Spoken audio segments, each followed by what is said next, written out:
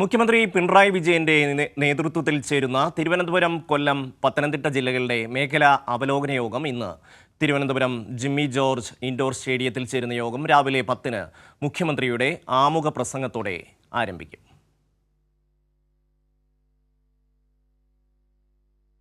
ഷീജ ചേരുന്നു. ഷീജ, എത്ര മണിക്കാണ് യോഗം ആരംഭിക്കുന്നത്? എന്തൊക്കെ വിഷയങ്ങളായിരിക്കും ഈ യോഗത്തിൽ ചർച്ച ചെയ്യുക?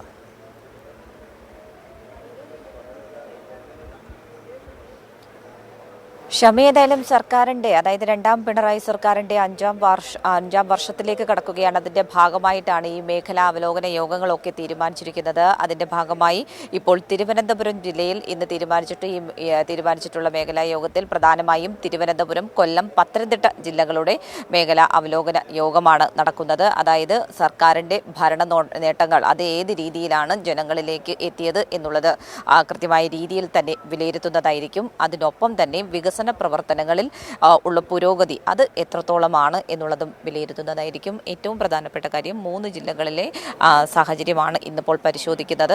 അതിൽ ആദ്യം തന്നെ 10 മണിയോടുകൂടി ഈ യോഗം ആരംഭിക്കും എന്നുള്ളതാണ് നിലവിലിപ്പോൾ അറിയിച്ചിട്ടുള്ളത്. ഇവിടെ 3 ജില്ലകളിൽ നിന്നുള്ള 3 ജില്ലകളുടെയും സാഹചര്യം അതാത് ജില്ലാ കളക്ടർമാർ വിശദീകരിക്കുന്നതായിരിക്കും. ഇതിൽ ഏതെങ്കിലും തരത്തിലുള്ള കുറവ്, ഏതെങ്കിലും വികസന പദ്ധതികളോ അല്ലെങ്കിൽ ക്ഷേമ പ്രവർത്തനങ്ങളോ ആയി ബന്ധപ്പെട്ടുകൊണ്ട് എന്തെങ്കിലും തരത്തിലുള്ള ബുദ്ധിമുട്ടുകൾ, പ്രയാസങ്ങൾ ഉണ്ടെങ്കിൽ അത് ജില്ലാ കളക്ടർമാർ വിശദീകരിക്കുന്നതായിരിക്കും. അത് ഏത് രീതിയിൽ പരിഹരിച്ച് മുന്നോട്ട് പോകാം എന്നുള്ള കാര്യം മുഖ്യമന്ത്രി തന്നെ യോഗത്തിൽ നിർദ്ദേശിക്കും.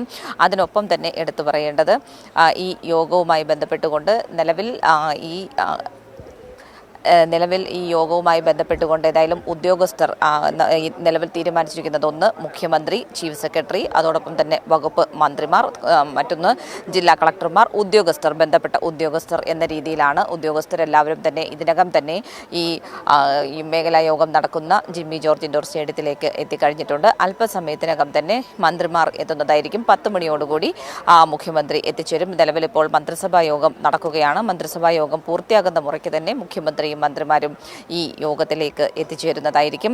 ആദ്യം ഈ യോഗം ആരംഭിക്കുന്ന സമയത്ത് തന്നെ നിലവിലേതായാലും സംസ്ഥാന സർക്കാരിൻ്റെ മിഷനുകളുടെ പ്രവർത്തനം ഏത് രീതിയിലാണ് പുരോഗമിക്കുന്നത് എന്നത് സംബന്ധിച്ച് കാര്യങ്ങൾ യോഗം അവലോകനം ചെയ്യും.